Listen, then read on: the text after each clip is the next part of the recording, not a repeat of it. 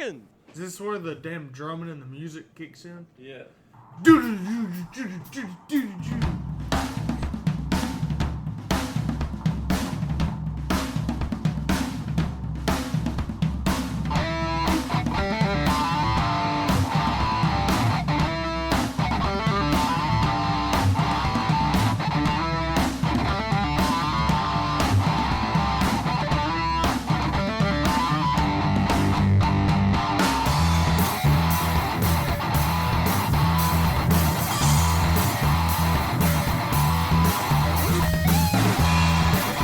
Good evening, everybody. Welcome to another episode of On the Pike Podcast. I'm your host, as always, Tyler Shepardson, and today is Tuesday, September 28th, 2021, years after zero. Thank you for joining me. If you were looking on Instagram, we just got done doing our Instagram live giveaway. To everyone that listened to the show last week, we did a quick little giveaway for a free set of Kenda tires. All you had to do was post where you were listening to the show at with the hashtag #ListenToOTP. We got a good bit of people responding to that, a good bit of people posting that, and we just did the giveaway on Instagram live. It ended up going to Patrick Linker, who I actually battled with for a class championship the year before last at the Mid-East Hair Scramble. So that's actually how I got to know Patrick, so it was pretty cool that he got to win that. We are here at the residence of Big Tom, Thomas Caldwell, and Tyler Bruton. We're going to get to them in just a minute here, but yeah, we did that Instagram live. We gave away a set of Kenda tires. Josh McCoy was the first person to post that, and for his efforts, he got a OTP t-shirt that is in the mail on the way to him now. But we got a lot of racing to talk about. We got an awesome episode of OTP coming at you live tonight.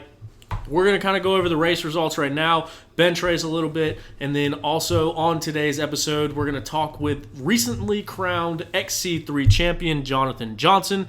And then right after that, we will talk to the man of the hour, Steward Baylor Jr., coming fresh off a win over the weekend and taking the white plate, signifying the points leader for this XC1 championship. And trust me, you want to listen to both of those interviews. They are a couple great conversations. So thank you all for joining us once again. Really appreciate you tuning in. As always, be a friend, tell a friend. If you enjoy these shows, please let somebody know about it. Subscribe wherever you're listening to us at, and follow us on the social interwebs. But most importantly, I think the biggest thing right now is just letting people know that this thing exists. So if you do enjoy listening to this, just let somebody know. Say, hey man, did you check out that episode of OTP? Did you hear what Stu had to say? Because I guarantee he's going to say a couple things that are going to surprise you. So stick around. We'll get to those in just a minute. First, I want to say a big thanks to our buddies over at Armored Graphics. Armored Graphics have been with us since the very beginning. They designed our logo. They designed our t-shirts. They designed our bike graphics. They designed the bike graphics for the JGR Suzuki team the whole time that they were in Charlotte, and not the whole time that they were in Charlotte, but the last few years of it anyway. But you can check them out.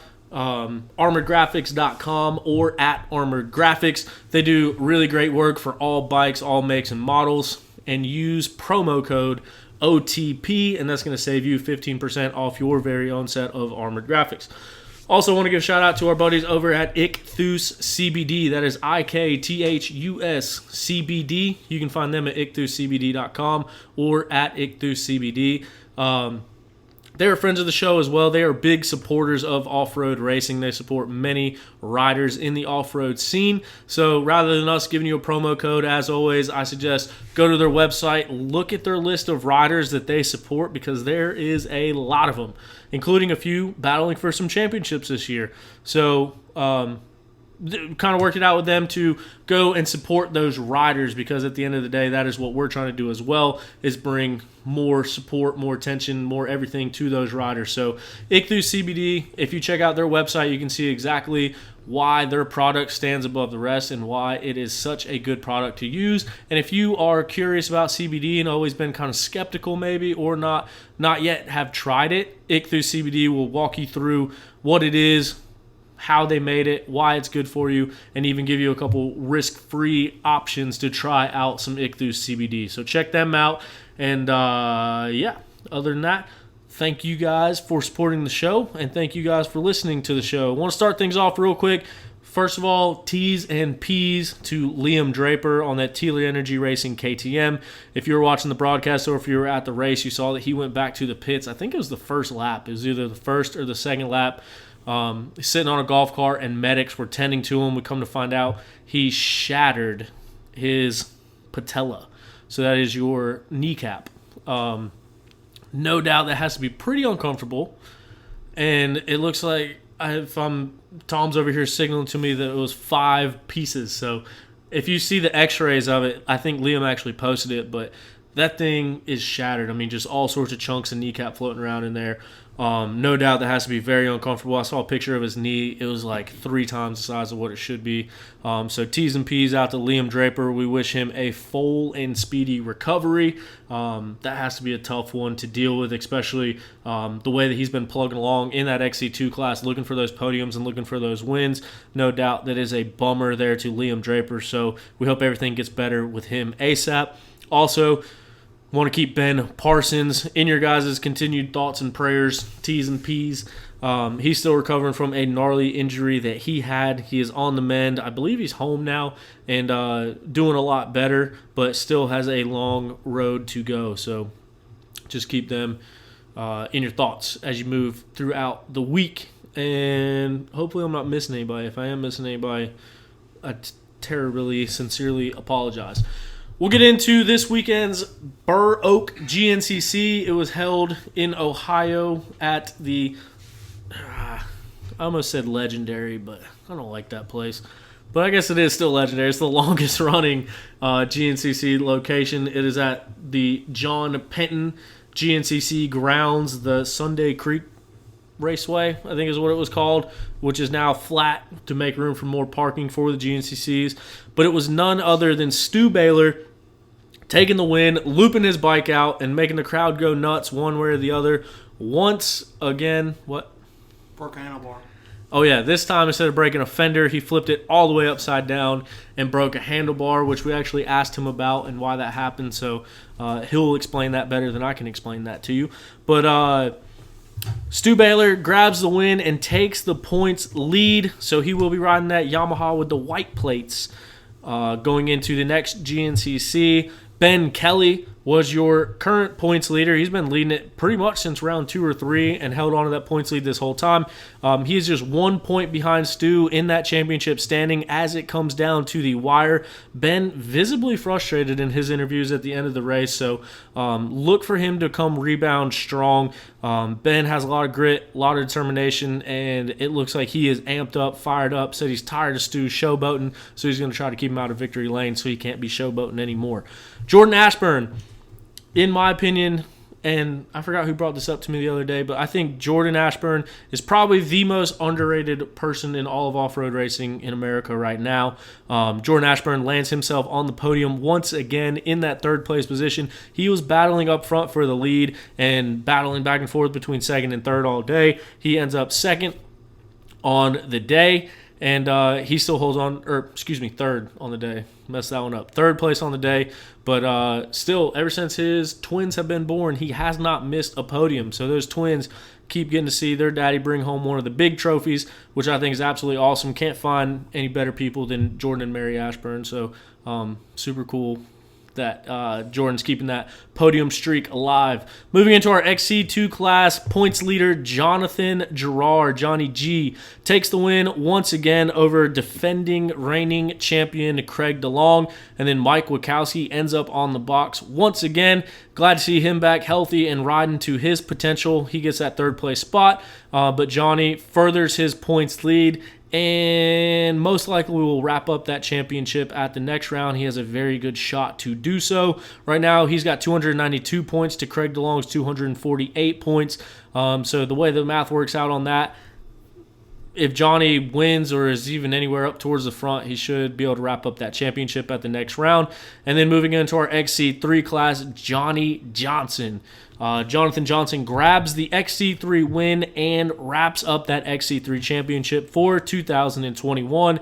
As we mentioned, we're going to get to that conversation with him in just a minute here. And here all about that championship effort and how he went from looking for a ride at the beginning of the year to having a completely dominating season and grabbing that XC3 championship. Jason Lipscomb finished second place in XC3. Jake Froman rounds out your podium in that XC3 class. And then we talked a lot about that WXC battle last week, with Rachel Archer taking the win and the points lead. This week, Becca strikes back. She gets a decisive victory over Rachel Archer. So Becca Sheets grabs the win, and I'm pretty sure that ties them for the points lead. If not, it moves Becca into the lead. I should have double-checked that. I didn't. Either way, the points don't matter. The WXC class, they get 4 drops throughout the year. Right now, with those 4 drops, it basically boils down to this. Becca Sheets has 6 wins. She got her 6th win yesterday. Rachel Archer has 5 wins. The only other scoring runs from either one of those 2 women are second place. So it's going to come down to who wins these final 2 races. Right now, Becca has 6 race wins to Rachel Archer's 5 race wins, with every other scoring run being a second. Yeah. Tom's shaking his head no at me. Becca has 2 4th-place finishes. Drop. Oh, with drops. There you go. Yep. Forgot about those. Yeah, so with 4 drops, when you take out their highest points, it's the only thing remaining, or first and second for both of those girls. So it is going to come down to the wire between those women. Like I mentioned, Becca Sheets, 6 wins, Rachel Archer, 5 wins. These next 2 rounds are going to play all of the difference in this championship run. This is Becca's last season in the WXC class, so she is hungry to get that one, and Rachel Archer is just as hungry to get her first championship. Corey Steed had an injury over the summer. She bounces back. She comes back, gets 3rd place in that WXC class, which was awesome for her. But yeah, other than that, just want to point out last year at the Burr Oak, it was the first year of the Burr Oak. Stu won that one and Ben got second, but it was little brother Grant Baylor that got 3rd place there last year. And then Jonathan Gerard won that race last year as well, but Mike and Craig flopped places. Last year it was Mike Wachowski in 2nd place. This year it's Craig DeLong in 2nd place. But it's just kind of cool to see how that racing pans out between year to year. But with all that being said and our race recap underway, if you were paying attention to the OTP socials, Big Tom had to log in. He was out there talking all about how much social media was going to be posted. Turns out didn't have signal up there in the woods. But Tom, you were out there in the woods. You ended up getting some videos. We posted that later on. How'd the race go? What was your biggest takeaway being out there in the woods from this weekend? What'd you see? So I'd never been to the Penton what they kept saying, the Russell family farm, and that place is huge, for one. So I took off to the Penton section for the afternoon race just to check it out, and it was way out there. Thanks to Todd Palmer gave me an e-bike. I wouldn't have gone out there. I don't know, it was cool. I thought Was the Penton section like that river-looking thing that you took videos of, or is that somewhere else? That was right after the finish, like before the first mile marker, which they skipped that on the first lap. So you came in the track at 1.5, maybe right before the 2, I would think. So you came out scoring, and the AM race, we did a field section, just track side. We skipped that river bed, and the pros dropped down in it, and that was all before the 1 mile marker. The Penton section was, I think you started it at the 6.5. Probably came out of it near the 8. Pretty close to that, but it was way out there. But what I thought was really cool was how close the top 3 stayed all day, and then how close 4th through 7th stayed all day. Going into the last lap, that's when I took that video in the river bed section, whatever you want to call it, creek section. And in one video, you had 1st, 2nd, 3rd, and then it wasn't another maybe 15, 20 seconds. You had 4th through 7th all wheel to wheel.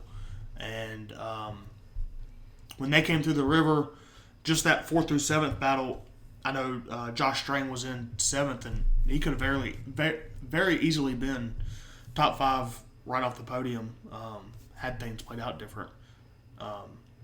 it didn't. But so yeah, no, I thought that was interesting. Like the whole day,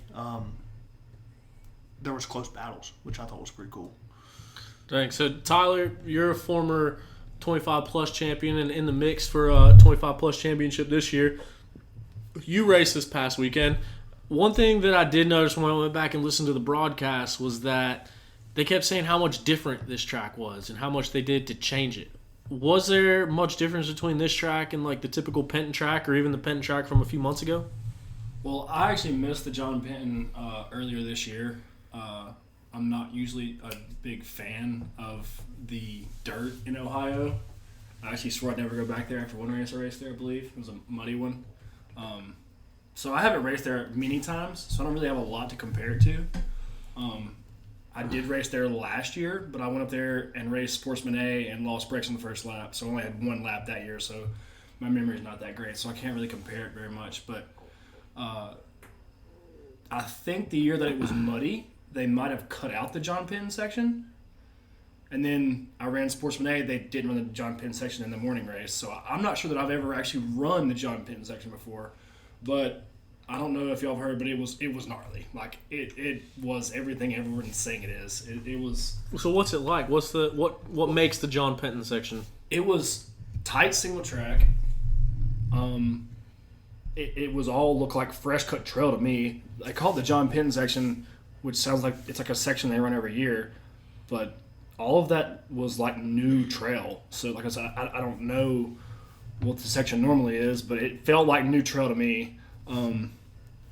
The hill climb was gnarly. It had like a huge face. You had to like pop up it. I think there's been a couple videos on the internet of some of the XC1 guys having a little bit of problems with it, maybe getting kicked sideways at the top. I forget who that was. I think it was Craig DeLong that like went to the top of it and fell all the way to the bottom of it. The little popping hill climb thing. Yeah. So like it had like a going up. You like kind of arced up to it, but like right as it should keep going up, it almost like disappeared and went into a vertical wall. So you kind of almost jumped up against the wall and then had to kind of just use the momentum to cross the top of it, because if you tried to throttle, you were just going to spin on that rock face. So you also lost all your momentum. But as soon as you crossed that face, you had a kind of, relatively speaking, flat area straight into another hill climb that was almost as steep. If you had momentum at the top one, you could make the second one easier, which leads me into my first lap. I did not have enough momentum to make the second one, so I ended up kind of ghost riding the bike off the top of the second hill climb on my second attempt. So when I was out there, there was two lines. You had the one on the right, the one on the left. The one on the left had a stump about halfway through. They wrapped in ribbon that a lot of people didn't see. That was what was kicking them sideways. And that one on the right, you kind of went up halfway up the first hill. There was like almost a big rock slab, and just as soon as you hit that, it was kind of on an angle, and it would shoot your bike out from under you to the right. So that's what I seen from there, just watching. All right, and then to move forward past the hill climb, there were a couple ravines you had to cross. I think one of the ravines, they had thrown some logs in the bottom of it, but the first time I got to that one, there was two guys just laying in the bottom of the ravine. There ended up being a way around it, which I was beginning to take on the first lap. Got out into a field, realized it just didn't seem right, so I turned and came back. When I came back, Barry Hawk was standing there, which looked like he had gotten into a fight with a busted up nose and black eye. He looked like rough. I don't know what happened to him. Hope he's all right. I said, where do I go? And he said, pretty much you have to go this way. So I sat and waited for those riders to clear a spot for me to be able to go. And the rest of it was just really just technical single track, a lot of really steep downhills. Slick.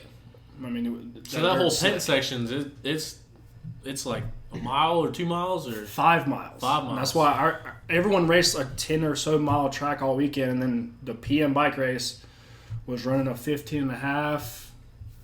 It was like a 15.5 is what I heard. Dang. Overall loop. It was long. Well, and they kept saying on the broadcast that they weren't sure that any bikes had even been through there, not even track sweep or nothing, that they were actually walking that section to put up arrows. So definitely no four-wheelers and potentially no bikes even through that section before the p.m. bike race, which is pretty gnarly. That's got to be gnarly, especially like dealing with lappers and stuff through that section too. I would imagine that track length helped that a lot because For sure. how bad were lappers through there? Not terrible. Yeah. Not as bad as you thought they could have been. Yeah, I know Josh said the same thing. They weren't as bad as he thought they were going to be. Which, when we say lappers, like I start in the front of my rotation, which is the 25 plus, the 30 plus, and the 40 plus. You are a is what- lapper. So normally, yes, I am a lapper. But when I got to that ditch, I was in the top at least 2 or 3 of my class, and there were A guys laying in the ditches. So like you're calling lappers being A guys laying in these ditches in the way. So it's kind of like, I mean, what do you do? It's just a gnarly section for sure. I loved it. It was fun. Like, I was tired. I was wore out, and then it wasn't so fun anymore. What was your elapsed time? 3 hours, 48 minutes, and 50 some seconds. 3 maybe. hours and 48 minutes. So pushing 4 hours. Dang. Was, And so you're right on the verge of a championship battle yourself that's going to come down to the wire. We were actually just crunching numbers and talking points before this, but you actually said this was one of your most intense races, was it not? yeah, probably one of the more intense battles I've been in possibly ever. Like, me and Grant Marriott, if I'm saying his last name right, That's what it looks like me. got together somewhere. I stayed at Probably- Holiday Inn Express, though. We got together somewhere around the hill climb in the John Penton section because he was bypassing it every lap. I was taking it, not really sure why I was putting myself at risk and not making it every lap, but other than the first lap, I made it. So, midway through lap 2, not even, we tied together, and then there till the very end on the score sheet, we were never further than like 2.2 seconds apart from each other the whole race. But that was just through scoring. Everywhere else on the trail, like, he would be 20 seconds in front of me, I would be 20 seconds behind him or more. And it seemed like if you were in front, we were kind of just chilling, relaxing, not making mistakes. If you were in the back, you were pushing to catch up. So, like, no matter what, we were together the entire race. And it was an awesome battle. I came through and got the white flag at 3 hours and 4 minutes. The white flag The over white 3 flag. hours. And I knew the leaders were close behind me because all the mechanics are out. The finish line was crowded with people. And I come through with a dude less than 2 seconds behind me going into the last lap, realizing that I have 45 minutes of racing left to do to get the win. But, like, I mean... Y'all were the last 2 through before Stu. Yeah. It was Really? Like, Yeah. physically the last 2 through? Yes. Because I was standing there because I was worried Tyler was going to need gas again, so I was standing there, obviously told him, say, hey, get some gas. He checked through score and said, no, I'm good. I was also standing there to get a video of Stu crossing the finish line, and he was the next bike to come through after Grant in second place behind Tyler. Yeah, so they were it. That's crazy. But It it makes paid for off. an intense Sunday. Yeah, it paid off. I actually wrecked about the 1 mile marker and kind of actually like looped out, like was washing out, and then like grabbed a handful of throttle on the bike, slid off in this little ditch, and thought I had given it up, but got up and passed where the guy I was going to pit, my buddy Steven Harrison, was there with gas ready to pit me if I needed it, and he yelled 20 seconds, which I think it was definitely more than 20 seconds I had lost there, but hearing 20 seconds kind of gave me a little bit of hope that maybe I could catch back up again, and fortunately I did, so it paid off. Where'd you end up catching him at? Oh, man. I think I saw him at the hill climb where he bypassed it. I was climbing the first one and glanced up and saw him joining back in the trail from the bypass. So at that point in time, I saw him, but I was still probably 5 to 10 seconds back of him. So And at that point, I knew once I had seen him, I knew I could catch him. And that was close to the beginning of the Penton section, correct? Yes, that was towards the beginning of the pin section. So it really wasn't that far in that I'd made up to 20 seconds. Which the first part of the trail was a lot faster than the later half, I felt like. And with me on this new 450, I've been riding 300s forever, I'm not really that great in the tighter, more technical stuff on it yet. So the first part of the track, I knew I was fast, and I was able to make up the time early. Thank goodness, because I'm not sure I made it up late. So, going through a battle like this, I mean, trying to keep these championship hopes alive, Well, I mean, what are you thinking going into the next two? Are you just keeping him in sight and staying ahead of him? Or are you winning these things? I mean, it kind of became a joke earlier in the year, like, hey, how many minutes you going to win by? And now all of a sudden, you're making last lap passes. Yeah, so like the first couple races, I seem to have won fairly easy, which I haven't really. I never really planned on running the full series again this year, and that shows because I ran Sportsman A in Florida at round 2. Like, Yeah. I kind of didn't do myself any favors, and then I just didn't go to races here and there just because I wanted to race a local or just would prefer to go on the lake and hang out and drink some cold beers with my buddies. So it's late days are hard to pass up. Yeah, so it was, it's all just fun for me. So, I mean, if I go win, which obviously I'm going to do nothing but win, great. But I'm also going to drink beers and watch the Foolish race on Saturday. Like, it's fun and games. But, yeah, I also am going to give it everything I possibly have once it comes time to wave the green flag. Until they wave the green flag, I'm pretty stress-free. Like, I'm not really that worried about it if I lose. Like, I still have to work on Monday morning, so it's not a big deal for me. Yeah. But like I said, I'm still giving it 110% as soon as the flag waves because I know nothing else. If you could go back, do you wish you would have raced the 3 hour in Florida? Because that was my thing. We were sitting there. I'm like, dude, why are you not racing? And because you guys were staying down there all week. And riding all week. That's why I said I wasn't doing this because, like, I want to enjoy the week in Florida because I took a week of vacation. I didn't go to work all week to stay in Florida and enjoy myself. And I knew if I raced 3 hours in that sand, I'm not really in that great of shape. I'd have been sore for the whole week. It took me a week to recover, which, by the way, I'm sore as shit right now. It's only Tuesday, and I'm getting worse still. So I was like, I'm just going to race the 2 hours so I can save myself a little bit and still be able to ride at Croom or wherever else we went. Yeah. And party all week. And get a, drink beers. And plus no intentions of the whole season at that point. And no intentions of racing the whole season. So, but hey, looking back, man, a little extra monkey butt might have been worth it. Maybe. I definitely would give me a whole lot more cushion going into these last few rounds because I thought a lost Master Link at the last race was going to be the end of my run. But thanks to Big Tom running a mile out into the woods and T-Shep and T-Shep giving him a ride with a lot of tools and made 2 trips, and they got me going again. I was somehow, after sitting in the woods, able to salvage a 5th. Don't know how that happened. I broke down the middle of nowhere. And there was this random family just sitting there. This guy, his wife, and a kid just sitting out in the middle of the woods right beside me where I broke down. I'm like, hey, man, like, do you got a phone I can borrow? I called my dad. So this whole time, I never knew how Tom knew that you were broken down in the woods. He's like, he's broken down, let's go. It's like, how do we even find that out?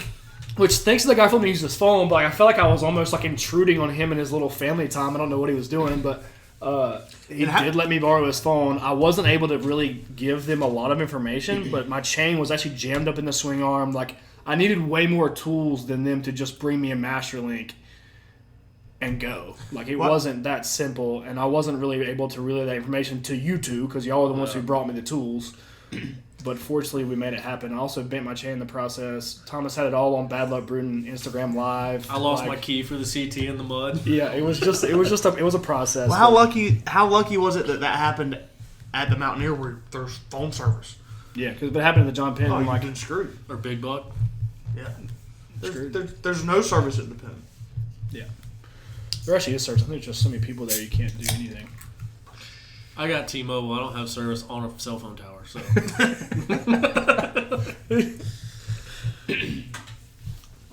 So one of the things that kind of talked about last week is our buddy, good friend of the show, Tebow, went out there, him and Strang, battling for that Mid-East race win last week.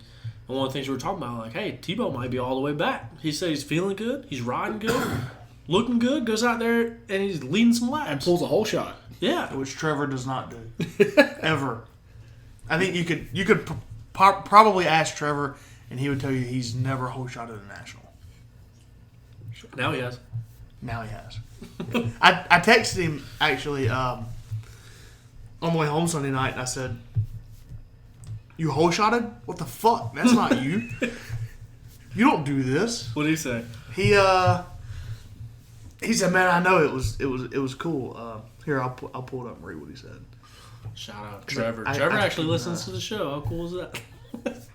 Yeah, we had a long conversation Saturday afternoon. So my exact words were, "Fucking hole shot? You don't do that." He said, "Thanks, buddy. It's effing sick." I ain't gonna say that he said that, but you just did. "Thanks, buddy. Got fucking stuck," is what he said actually. So I think he was running up front for a few laps. I'm not exactly sure, maybe 2 or 3, and so he told me he got stuck coming out of towards the end of the Penton section. Got stuck in a ditch and went from 3rd or 4th to I think 8th. So yeah, I know he's excited to be back up front. Yeah, it's cool to see. And then another guy too that I want to talk about over the weekend is you kind of were an adopted Australian for the weekend. Rode up there with Strang and Lyndon Snodgrass. Obviously, Strang is wishing and hoping for better days, which it's just been one bad luck stroke after another, it seems like. But you actually told me this about Lyndon. Lyndon got stuck on the first lap, just getting a little antsy, and then ended up coming back to 5th place, and we were going over the points, and Mike Wachowski, Rui Barbosa, and Lyndon Snodgrass are all right. You throw a net over them in the points. They're 169, 166, and 162. So with 2 races left, any one of these 3 can end up getting that 3rd place spot in that XC2 class. But Lyndon is one of those riders that I think has the speed to win week in and week out. What'd you hear about his race? So he told me on the first lap, so right when you came into the Penton section, there was a nasty mud hole. Kind of came down through a low line section that was super soft, and you came out of a kind of went up a little wall, and said that he was running. He was 3rd on the start and kind of came through. Said he followed. I don't remember who he said he followed. Maybe Rui. Captain. Or maybe El Capitan. No, I tell you what, it was Liam, because he actually sent me a video. And when he came out of it, you kind of had to go up maybe a 3-foot wall, and Lyndon looped the bike out. He actually was holding it wide open to get through the mud hole and looped it out, and then basically once he looped it out, picked the bike up, he could either go left or right of this wall. Well, if he'd have gone right, he would have got to solid ground. Well, he went left, and it did nothing but get softer and softer and softer. Did he post a video of that on his Instagram story today? I think he did, because I think I just watched that. I think we got it on Snapchat. Someone posted a video that I think it was him posted that on Snapchat today, so you need to go watch that. You can see how gnarly some of those little sections were in there. So, I mean, another thing about Liam is what race? He won a race this year. Lyndon? Yeah. Yeah, he did. So, we're sitting here watching the video now. That's Mike Wachowski that goes through, and they're going up a hill. So it's one of the sections. Basically, goes downhill into a ravine. There's a bunch of soft stuff. That's Rui Barbosa right there. Should be Liam. Yep. There's Liam Draper. And here comes Lyndon. Loop out. Lyndon. Oh. Full Larry. Yeah. So I don't know where else this video is, but yeah, it basically drops down into a ravine. And then it's slick and snotty down in the bottom, and Lyndon goes to go up the hill coming out and kind of loops it backwards, and then when he goes to turn around, looks like he gets buried down there in that stuff. Yeah, so he actually told me that, don't know how long he was there, but he said there was all kinds of people down there, and nobody would give him a hand. So Really? Yeah. He was... A lot of orange shirts or what? a lot of orange, a lot of red, a lot of white. Man. That's a bummer. But I mean, one thing about Lyndon is, like we mentioned, he got a win earlier in the year, was battling for podiums, and I didn't know if it was public, if he was trying to say hush hush, but now I guess it's been posted publicly on his Instagram. But he's kind of been battling this whole bout with Lyme's disease, and I mean that affects everything as far as your training, your cardio, and your overall health. So I think without that and putting together a good run, I mean Liam is a championship contender. Lyndon. Sorry, I don't know why I always get those two mixed up They're in both my foreigners. head. And they're from, like, close to the same spot. Pretty much. No, so Same accent, almost. So Lyndon told me I've won a lot more games with Warzone with Lyndon, though. So Have you even played with Liam? no, Okay. that's why. So Lyndon actually told me that Sorry, Lyndon. basically the lines is easy. If you catch it and jump on it quick enough, then you can handle it. Basically, it's. I don't really know a lot about it, but basically he was lucky enough to catch it, figure out what it was, figure out his issues, and jump on it right away. And I think from here on out, he's going to be okay. It's just he's got to get back what he lost, fitness wise. Speed's there, bike's there. He's got to get some fitness back, and I think that'll come along. I haven't asked him about it, and I don't think it's been public yet, but I'm imagining we're going to see him on a Cowie next year. Hopefully. I haven't heard anything different. So. Yeah, I would think so. Yeah, I mean, I think he's been doing good on that bike. Looks good with him on it. Smells good, I can tell you that. Did you smell the seat? No. They were running some special gas this weekend. Woo! Oh. Smell like you walk into the Georgia Dome and damn. Oh, they got the good stuff in there. Oh, the good the stuff. pour-in horsepower. Yes. Walked in and get a contact high. Whew. So you're not going to be at what's the next race? It's West Virginia. The Buckwheat Buckwheat. 100. Yeah, Is that a new race? Did they race this race last year? they did. I think so. I think It was new last year. Yeah, Isn't it was one kind of- of a fill-in last year, right? With COVID, they ended up moving stuff around. I think that's where it came from. But Because didn't it replace the Kentucky round? Wasn't there supposed to be a round in Kentucky?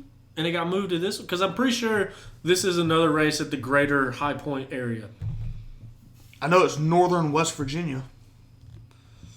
I'm pretty sure it's like within spitting distance of High Point. I which have is never the been- Mason-Dixon and then whatever the other one is. And I have never been to the Buckwheat, so I don't really have any information. I thought it was a new one this year for the first time, but I'm pretty sure it was last year. I heard someone ask somebody about, excited to go back there or something, so I was confused. Yeah, so they ran it towards the end of the year last year, but I kind of think, it's definitely within the Morgantown area, Yeah, just a little south of it. yeah. So, but I believe that they've done local races there for years, so it's not a new facility for off-road racing. It's just new to GNCC. Also, you were talking earlier, shout out Stephen Harrison. Your 2021 250C Junior Plus 850 452. There's so many numbers in there. That class is so long. It's the 250C Junior 25 Plus. Yeah, easy for you to which say. He's been my ride to the last few GNCC, so I should really be giving him a shout out because he just bought a brand new toy hauler camper that we've been cruising to the races in style. Which is nicer than my house. Yeah, it's really nice. It's been very enjoyable over the Less last couple of clutter, races. And showering after the race before you get to drive home for 6 hours is probably one of the best things ever. Yeah, we went to go get in Josh's truck after the race, getting everything cleaned up, and he looked at me and said, "Mate, you gonna go shower?" And I was like, "Wasn't planning on it." He said, "Go shower." Freddie looked at Freddie looked at me and said, "Yeah, I think he's trying to tell you something." I said, "Yeah, I fucking stink." Go shower. Yeah. Do we know anybody else who's wrapped up championships? Jonathan Johnson, XC3. Ty Ely. Shout out Ty Ely. He wrapped up the 4-stroke B lights or 250B. Either 250B or 4-stroke B lights. Ty Ely. There's so many Elys running around that I can't keep up. I think there's 2. Well, And one of them doesn't race anymore. I meant bikes. Yeah. There's so many Teely bikes. That, Yep. Who's who? I think Tyler Palmer wrapped up a 4-stroke A-Lights championship. Did he? I saw that he won because this past weekend. He did win. Skinny's been ripping. By a lot. I think he won by 6 minutes, 7 minutes. That's it? I mean, that's bad luck Bruton numbers over here. But I think with Grant Davis getting hurt, Tyler's wrapped it up. JoJo Cunningham, surely he wrapped his up. He's won every race but 2 this year, right? Got to be close. I would imagine. And I think didn't look, but he's going to stay in 250A. Nope. Jojo Cunningham, I believe, is going to be going to XC2 and adding another Telia Energy bike out there. Potentially, I don't know. That's just what I would think. It makes a logical sense. I don't know anything other than that, but I'm not sure. I don't know. He revs his bike too much. That's all I know. If he'd let go of the clutch and just pass you, he'd be doing a lot better. But he wastes too much time pulling the clutch and holding it wide open. Yeah, he's only been top amateur 9 of 11 rounds. He could be doing way better. Yeah, but I'm just saying. Pick it up, man. What was his overall? I don't know. Instead of wasting the 2-3 seconds every lapper that he passes to rev his fucking bike, he could be making up that time on the track and making up overall. That's all I'm saying. Tell him how you really feel, Thomas. I don't like the kid. I don't care. I don't mind. Hey, JoJo, I like you, man. I think he's a little prick. Oh, my God. Oh. Big Tom But what? has spoken. He's 15, 16. He's a kid. I think he's like 17, 18. Whatever. So he can drive. He's fast. Yeah, he's fast. He's faster than I'll ever be. He's pretty damn fast. Good for him, but he's a prick. I don't care. Are you judging this just by the Revenant lappers? Have you talked to him? Have you heard him? No, but I've seen him riding. I've seen him do things that he's a young kid. He's a prick. So, if I was 17 as fast as him, I'd be a prick too. I mean, it is what it is. I'll tell him. Hell, if I was 28 and as fast as him, I'd probably be a prick. Yeah. I mean, I'm fat and slow and drink beer, and I'm still a prick. I don't care. It's part of it. But I'm just gonna call it how I see it. Ain't Tyler, are you more excited about racing this old buckwheat or Ironman? I have also never been to Ironman. First of all, have you gone through every nut and bolt and cable and everything on your bike? We need to make sure that we're prepping this thing. We need to make sure no master links are coming off. Did we get a new chain after the last one? Or the sprocket's still the same? It hasn't even made it home yet, for one. Is the sprocket bolt in it?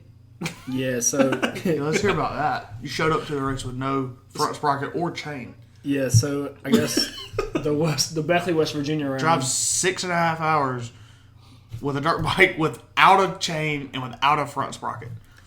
So I lost the chain. I lost the master link at the Beckley, West Virginia round. Then changes his oil at the track and lose the drain plug. Find it in the fire. I found it in the fire pit. The copper washer had melted off of it. Luckily, the KTM Tech rig over there, the little demo rig, whatever it is. Shout out Big Rig Craig. Yeah. They gave me a new copper washer for the extra drain plug that I had in my toolbox. I didn't even know I carried one of those, but I did. But, yeah, I ordered all the chain and the sprockets last minute. They all came in. They were all wrong. I ordered a Cowie front sprocket. You're welcome, Thomas. It was wrong. Obviously didn't fit my bike. The nut I picked up from Carolina KTM. The chain I got from Carolina KTM. The sprocket I got from Carolina KTM. After we were already loaded in the camper on the way to Ohio, we pulled. Yeah, so right on the way, we were in the camper leaving Denver, came down 150 into Mooresville, and stopped on the side of the road. I walked down to Carolina KTM and walked. What did I say? Couldn't tell you, but he waited 2 weeks. You get 2 weeks between GNCCs. I picked it up on you wait till Friday to get your stuff together. Parts for your bike in this crazy time that we got going on with no parts. You can't buy stuff. And now my bike is still in Denver in the camper, dirty. When are you gonna get it back? I might go tomorrow.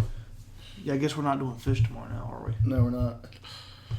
Go get that thing tomorrow, and then let it sit out here until next Friday, and then get it ready. We'll get it washed. Exactly what I'll do. We'll get it washed up. I'll be out of town all week this weekend, so maybe if I can get it washed before the weekend, I'll be making good progress.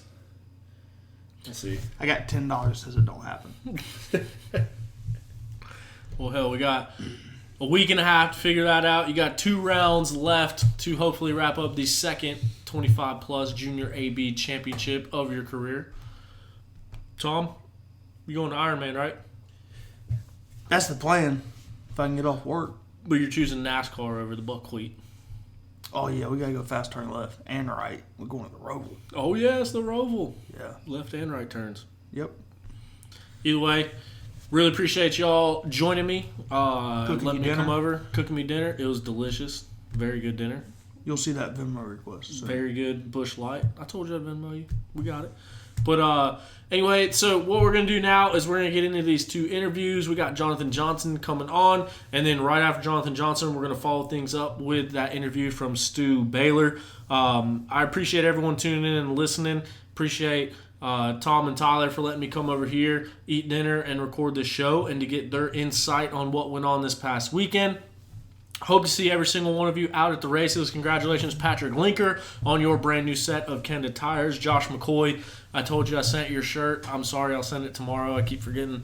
But that shirt will be coming to you nonetheless, and that is what is important. Be a friend, tell a friend, let everybody know about On the Pipe Podcast. Follow us on the social interwebs. Check us out on thepipepodcast.com and our buddies at Armor Graphics and Ichthus CBD. Tom, Tyler, any last words? Peace out. See you. Thanks. JoJo, you're a very good rider.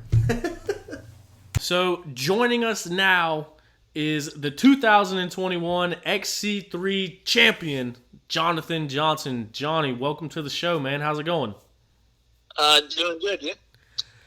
Doing pretty good, man. Thank you for taking some time to come back on the show. It's always cool when we get to sit and chat with you. I wanted to get you on. You wrapped up the championship on Sunday, 2 rounds early. You got 2 rounds left. You still wrapped it up this weekend. You still won by damn near 4 minutes when when the championship was on the line. So I just want to ask you, man, it's Tuesday now. Has it set in yet? Like, has the championship set in? Yeah, I guess so. I mean, it's cool to do that and have such a great team behind me to do it. But, just going to take some time off now and just, like you say, look back on it. It's cool to do it. And, that was our goal coming in to win the championship. But once it's all said and done, it's a great feeling to finally, wrap it all up and get it sewed up such an early time. Yeah, man, I bet so, and we're going to get into that here in a minute, but I did want to ask, so we had Big Tom, he's joining me here tonight for the show, but he was down there. I wasn't able to make it to the race, but I saw some of the videos and stuff that he took from the race. That last lap, man, you come in, looks like the fender's hanging off, looks like the handguards are missing, and the first thing that you said when you came across the line is, I just crashed this thing. What happened on that last lap?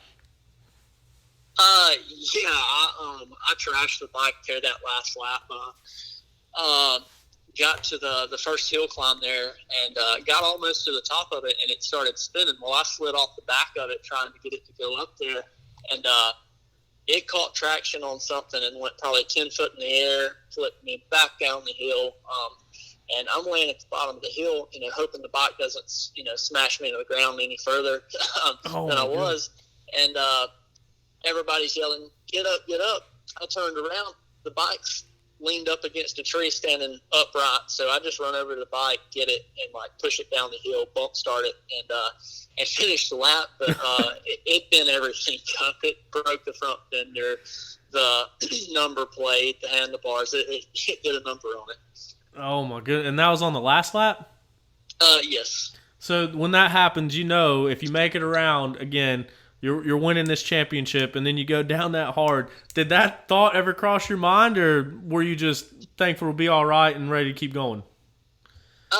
Yeah, I still wanted to win, so I jumped right back on it and was just hoping that it didn't break anything major, but it didn't. So bikes, those things have been tough all year. So no complaints there. They've held up, and we've done our job. Heck yeah, you definitely done your job. One of the things that we talked about at the beginning of the season is you said you were lining up to win every race that you were at, and you did just that. I mean, pretty much you had a dominant season this year.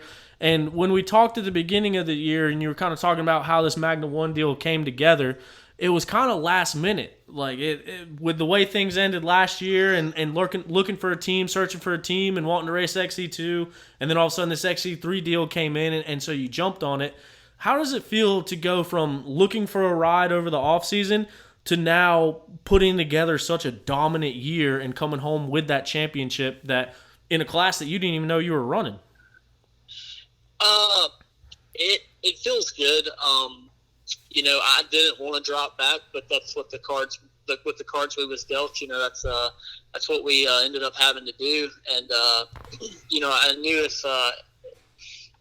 that if I could get on the 125, that I'd have a good year because, like I say, I love a two-stroke and it suits me well. So I just got on it, and it was a great year, to say the least. That's for sure. Yeah, for sure. And going into Big Buck is, I think when we talked last for the show, but you said that you had just got the 125 and you had maybe a half an hour on the bike. You said it was about 30 minutes of idling time and about 30 minutes of riding time. And then you went out and won Big Buck and then won the next, I think, 7 or 8 races after that. What was the biggest change in getting used to that 125? Like, did it take you a while to get comfortable on it? Or, like you said, was it just back on a two-stroke, let's hold this thing wide open?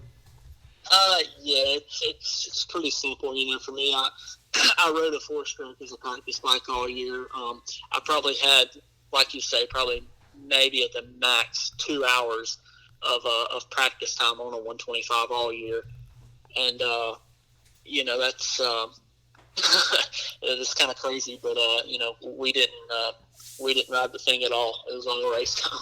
Oh man. Those 125s you're riding, are they built at all, or is it a stock motor? I mean, how much prep goes into getting your race bike ready? A good bit, we boarded out to a 134. Dude. Man, me and Tom both just looked at each other wide eyes like, delete. Yeah,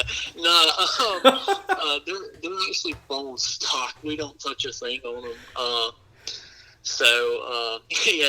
I bolted a pipe on it, an FMF, and sent it, with put an 18-inch rim and my bars on it, and suspension. Other than that, it's completely stock. Dude, I'm still laughing at that. You got me for a minute. I was like, whoa.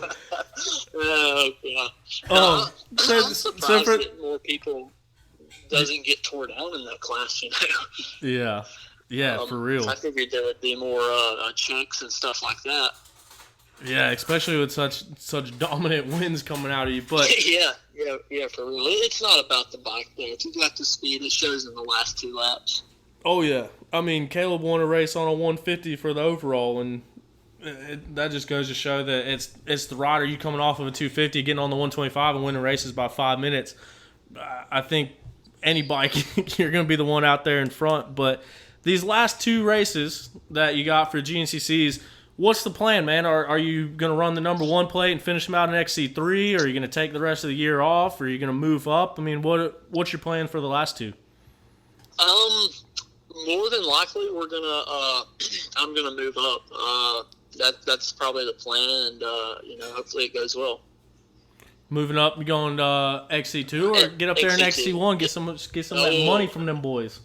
I don't know about that. I'm probably going to XC2. Man, that'd be cool to see you out there racing XC2. But speaking of your team and speaking of XC1, Jordan Ashburn, he's been a guy that I've been talking about the last several weeks on the show. I think he's one of the most underrated riders that there are right now, especially what he's been doing here as of late.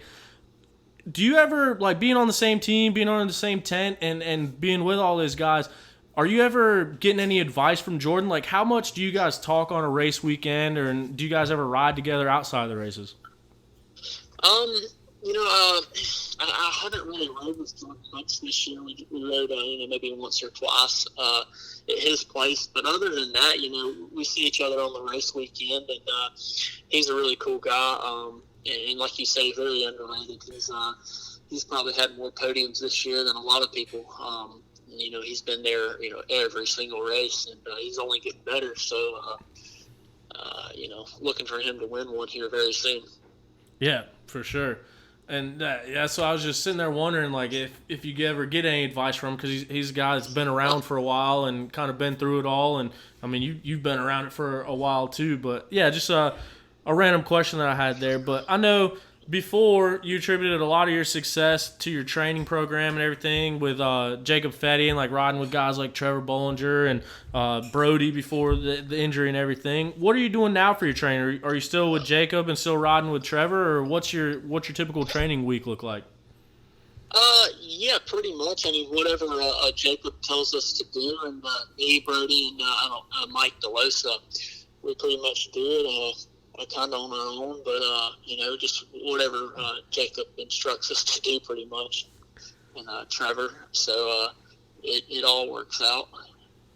Sweet, good deal. And just a couple more questions here. I just wanted to ask, how is Brody doing? We saw Brody put together an awesome year a couple years ago, and then get hurt at the end of the season. And I know he's been back and raced a couple races, but can you give us an update on how things are with him?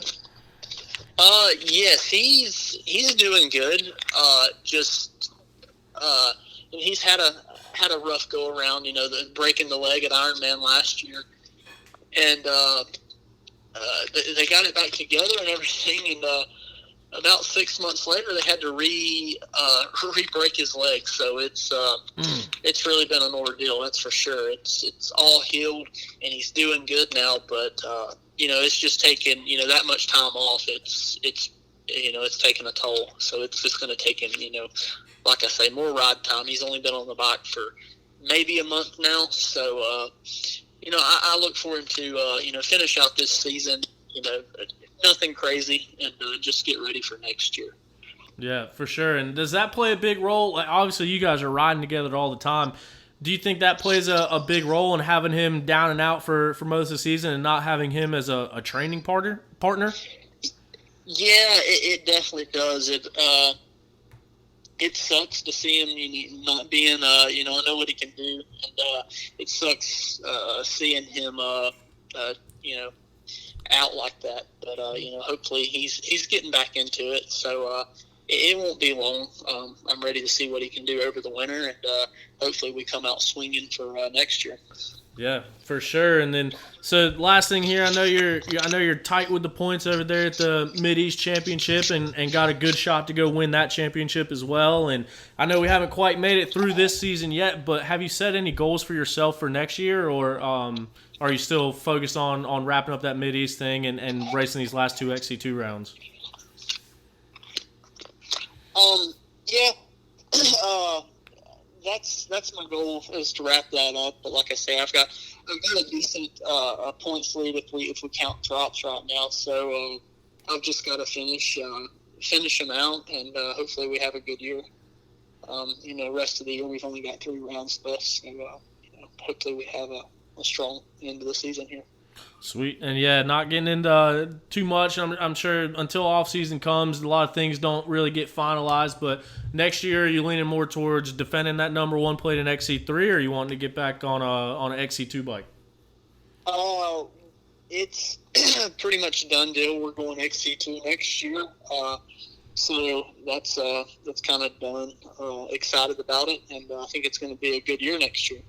Sweet, man. I'm hoping all the best for you, and it's cool that you said you're focusing on XC2 next year. So it took you coming down and dominating this XC3 championship, but glad you got things going in the right direction. Stoked for you to get that championship, man, and wish you all the luck for the rest of the year and into next year.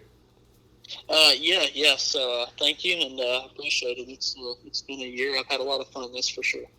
Awesome. That's what it's all about, man. Well, can't thank you enough for your time, Jonathan. I really appreciate it, and we'll catch up with you next time. Yes, sir. Thank you. Thanks. Bye. All right, and joining us now is a 4-time National Enduro Champion, an XC2 Champion, a Full Gas Sprint Enduro Champion, a 2-time ISDE World Champion, the man of the hour, and the new points leader in the GNCC XC1 class, Stu Baylor. Stu, how's things going today? A little stressful, but just plugging away. We had to get the knee freed up earlier, but that's what it is. So we're just looking forward to those final few rounds. Man, so 2 things straight off the bat. 1, how can it be that stressful? You just took over the points lead, got a couple more rounds left, but as you mentioned, the knee, which the majority of the world just found out about yesterday. As you said, didn't tell anybody, but you've been riding with a torn meniscus since the first Penton to the point where it's locking up. Is that the bad knee from last year, or is that the good knee? It is the bad knee from last year. Yeah, I just made a small mistake. It's actually on video. There's all kinds of pictures of it. But first lap, Ricky Russell was leading there in Ohio and came to the Flat Rock Creek.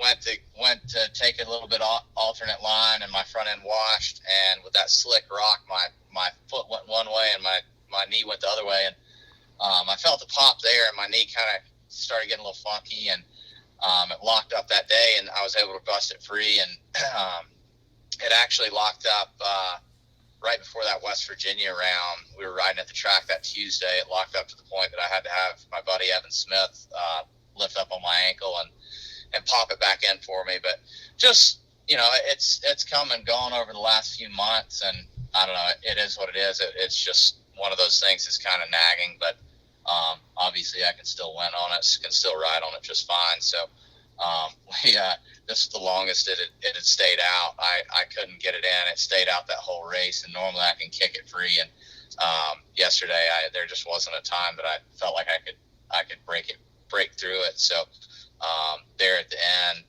I tried to get it straightened up, and my body just wasn't letting me. It was hurting too bad. So now we went to my doctor, and he popped it right back in place. We're ready to roll.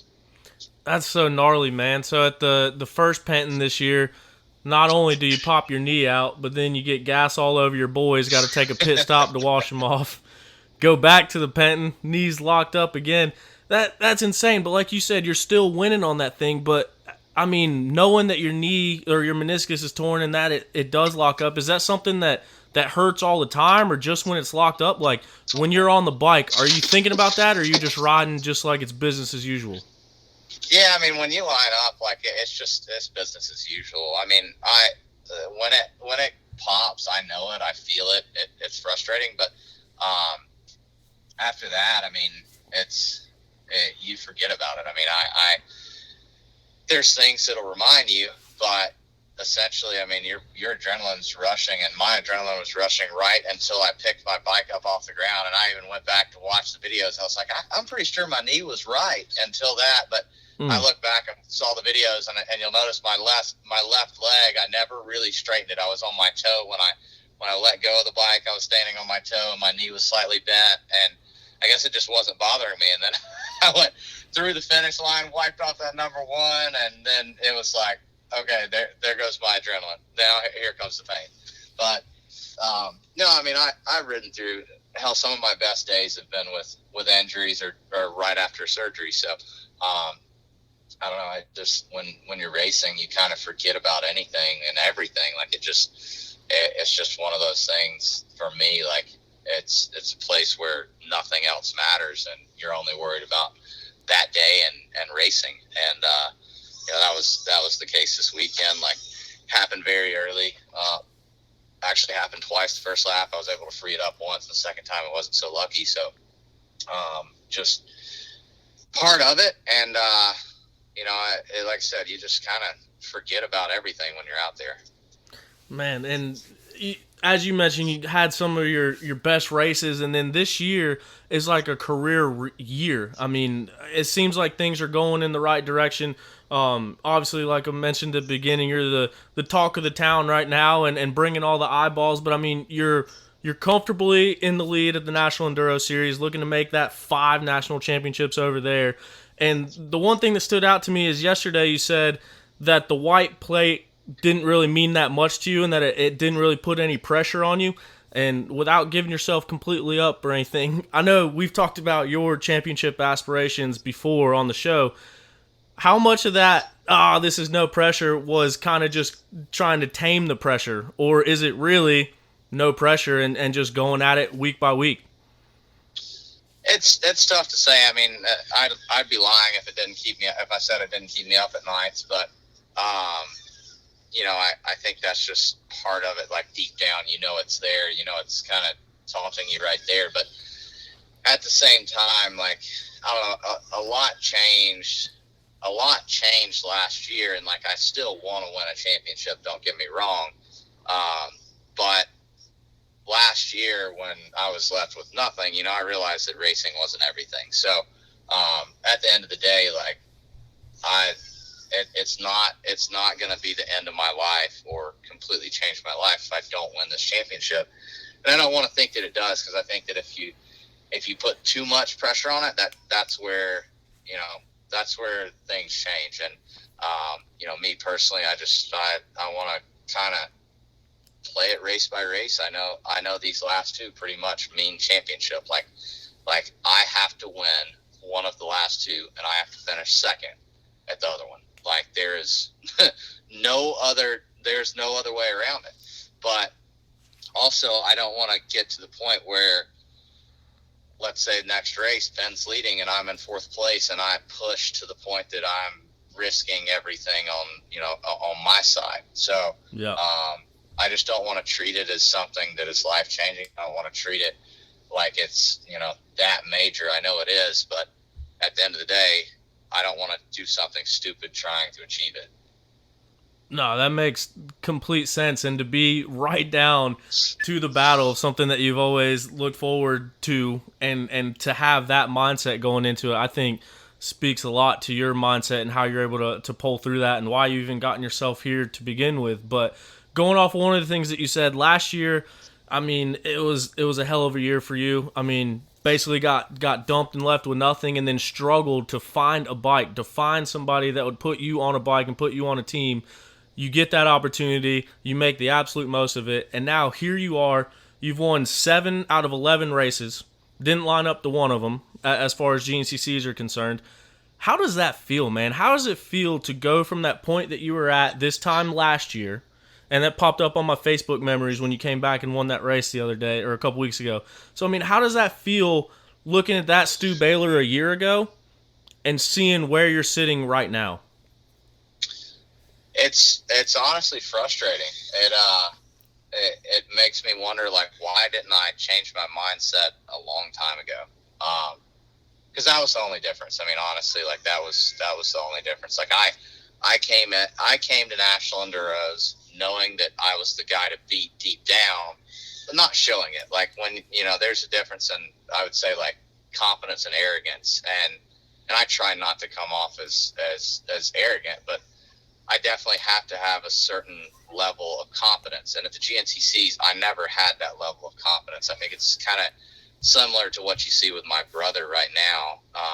When he's at the GNCCs, he's probably one of the most naturally talented riders out there, but he has no confidence in what he's doing there. So, like I said, for me, like when I look back at that, it's like, why didn't I change what I was doing sooner? I mean, and it's literally just lining up to the races, knowing like, this is your day. Like, we're not worried about other people. We're worried about this race. We're going to go out. We're going to have fun. If we win, we're going to have fun. If we lose, we're going to have fun. No matter what, like, we're going to enjoy it, because this is a badass job. So, I was always putting too much pressure and overthinking the small races, or I guess the smaller things race by race, and not enjoying them. And now I enjoy racing, and I'm not thinking about each individual race. I'm just having fun, one race at a time. Dang. So it's like a spot where most people would be even more stressed and stressed to the gills, and you found a way to kind of relax that and take the stress off, and it sounds like that's a big part of your success. But as far as like National Enduro, you 4-time champion, back-to-back-to-back champion at one point, and then Grant took that streak away last year, and now you're right back in position to win that one again. And now, as we mentioned, this GNCC battle is coming down to the wire. Do you kind of separate those two things as two separate things in your mind? Like, are you, all right, right now I need to focus on National Enduro. All right, next week I need to focus on GNCC. Like, is it two separate things, or is this just one big overall goal? Doesn't matter where we're racing, what we're racing, we're going to win? I definitely separate them, because I do a little bit different training on the bike from week to week, depending on what series we're lining up for. Like, I do a little more control drills for the GNCCs, a little more duration. On a National Enduro week, I'm going to do a little more higher intensity short motos, some bursts of speed. I'm going to ride a little bit more trees, where on GNCC weeks I just stick on the moto. So, you know, I think to be the best in both series, like, you have to treat them separately for what they are. And especially right now, like, you know, earlier in the season, I just wanted to win. Like, that was the goal. I knew I needed to win, plain and simple. And now I'm in a comfortable position at the National Enduros. Bad luck struck a couple of other guys, but it could just as equally strike me. So I know I still need to be on that podium. I need to be consistent. But I guess at this point, I'm definitely going to switch gears more towards the GNCC side. Like, you know, this week and the following week, I'll be riding a lot more moto. And it's little things that I personally work on, some stuff that I work with a lot of kids throughout the week there at the shoals. So, you know, I see things that benefit other riders that I've also thrown into my personal training program just because I see the benefits. So, you know, the next few weeks, or the next 2 weeks especially, like, I'm going to really focus on GNCCs. I know there's a National Enduro this weekend, but it's probably going to be a last day thing. Friday, I'm going to go do some sprints in the trees, call it good, head up, race Sunday, and then right back to the grind and focus on that next GNCC. Dang. So then, looking at the GNCCs too, one thing that I wanted to ask is, when you got injured at the National Enduro and had that big cut on your back and decided to sit out that first round of GNCC, one of the things that stuck with me that you said, and I forgot where I saw it at or where I heard it at, but you said, I mean, look at Caleb. Caleb wrapped these things up a few rounds early. I mean, Caleb would get the championship at Powerline Park, or sometimes even before that. And you said that was kind of what was getting you over that hump of, all right, I'm going to miss the opening round. So now we're talking about 2 rounds left, and you're just now moving into the points lead. Other than missing the first race and then a bit of a throwaway race at that second round, are you looking at this like this should be right on schedule for you, knowing that you missed those first 2? Now we're 2 races left. You're moving into the points lead. If you would have won those first 2, you'd be looking at wrapping up the championship potentially. So I mean, is this right on schedule?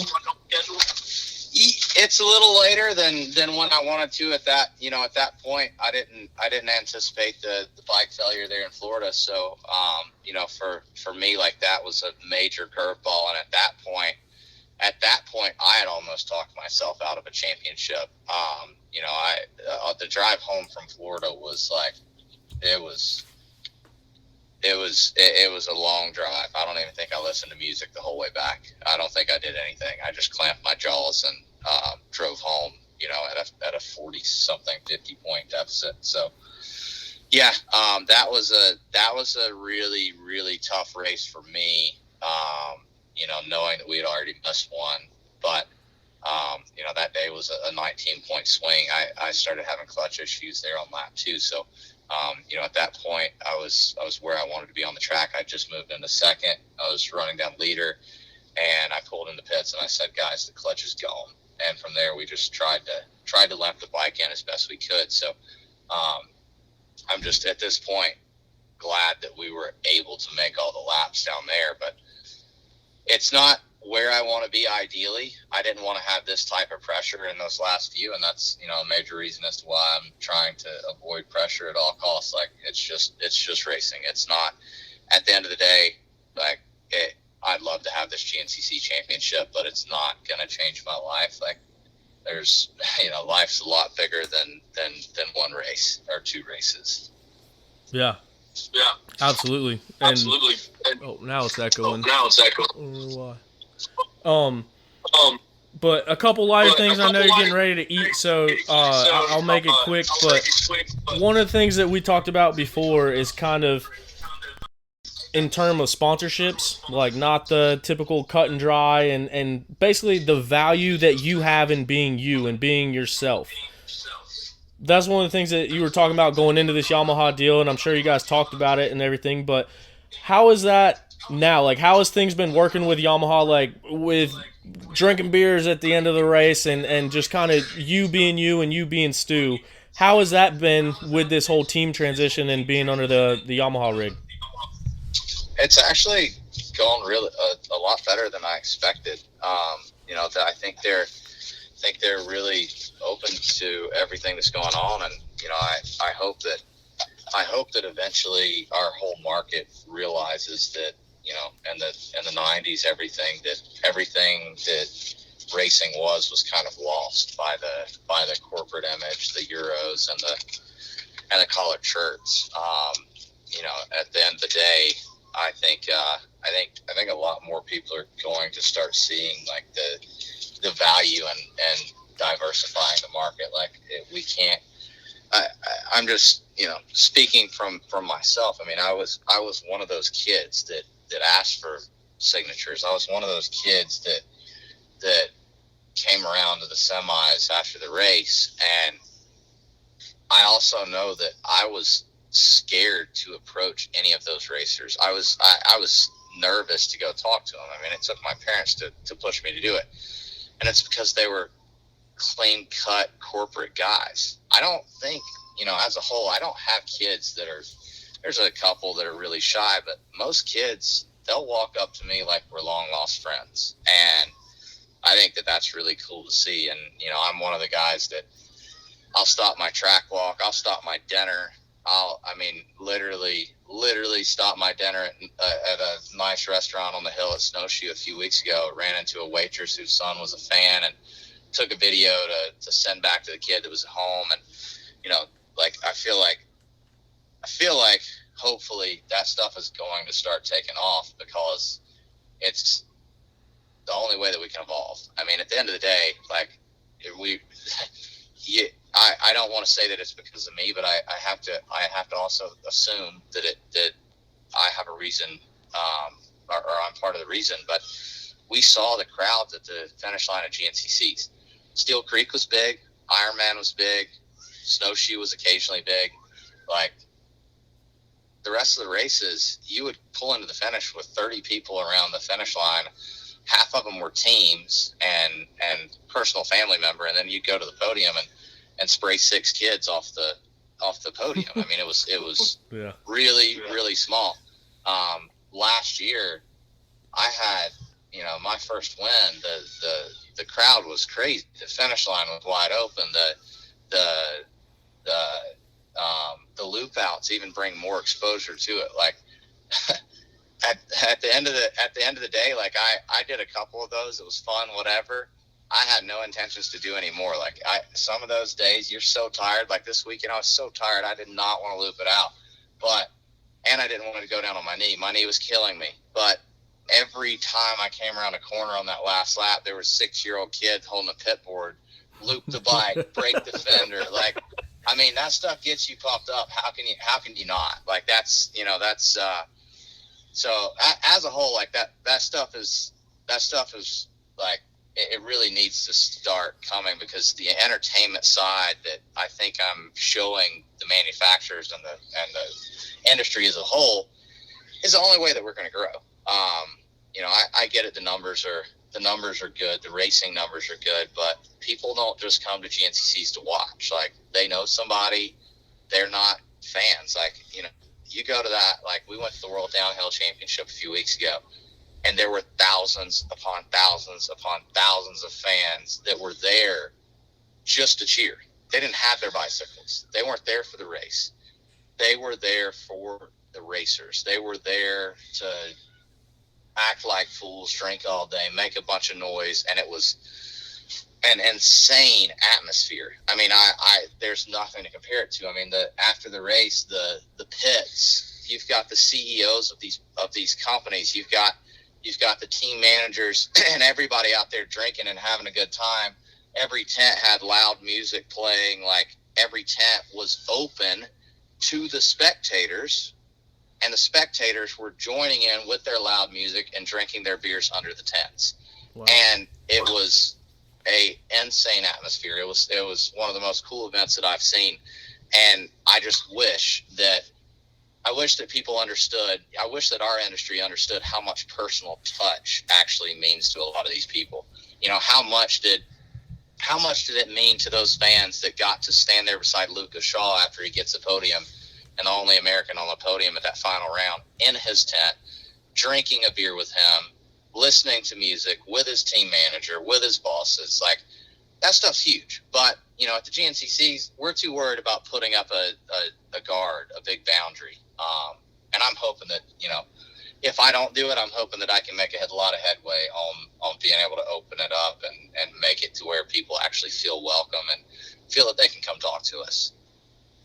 No, and that's awesome, and you really have gone a long way in that, and kind of like you were saying, all these kids that are running around with mullets and Baylor heavy shirts, and all these kids are going out and buying Yamaha shirts. I mean, it's evident that I think everyone sees you as the most relatable rider, and I think that's the main reason why the Stu hype is so high right now. Well, you're winning races, obviously, and then you're relatable. You're taking time. You're with the kids. You're at the youth podiums. You're training kids, and I think that's awesome, and I think you make a lot of good points in that. But talking about the loop outs, I was reading through the GNCC Facebook page, and I have no idea why, but these people are just trying to tear you apart, but then it's all sorts of people tearing them apart for trying to tear you apart. And I saw you responding to people, and I saw your wife Jade responding to people, and I mean, it seems like that only adds to that, because like you said, you're not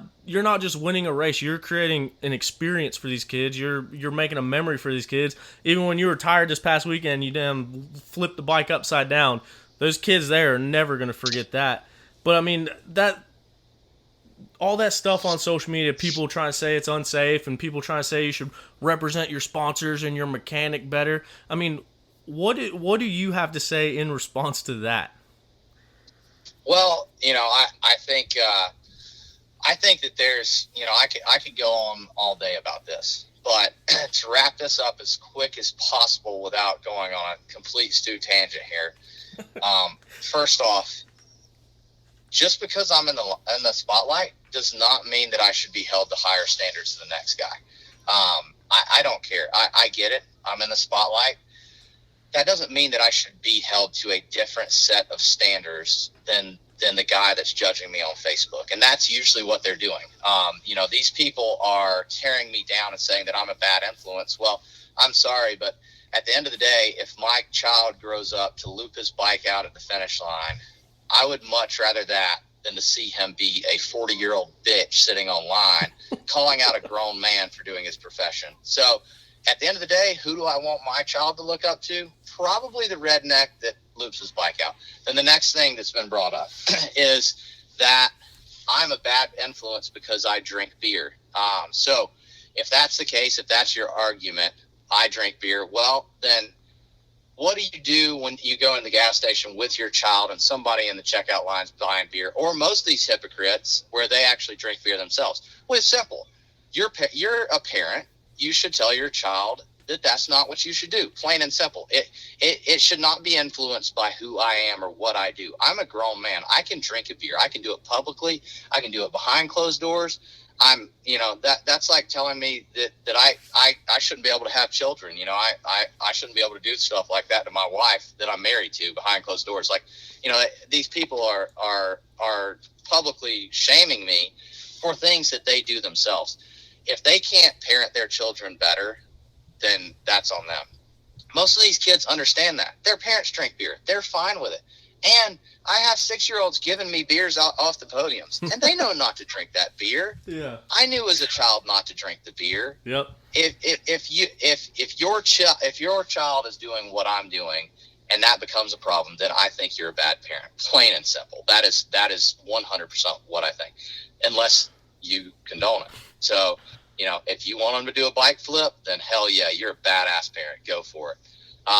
You know, another thing is people start talking about wishing that I would lose my job. That's pretty personal. Yeah. Like I lost my job last year, and you know, if you want me to be blunt, it hurt me in a way that, you know, can't be undone. You know, I can't trust anybody in the industry at this point. I want everything in writing. On top of that, everybody says that I left Sherco or that I was fired for different reasons, and they don't know the story. You want to know why? Because I wasn't childish enough to take it to social media like these people would. So I'm almost to the point that I need to, so that I can clear my name and make this statement.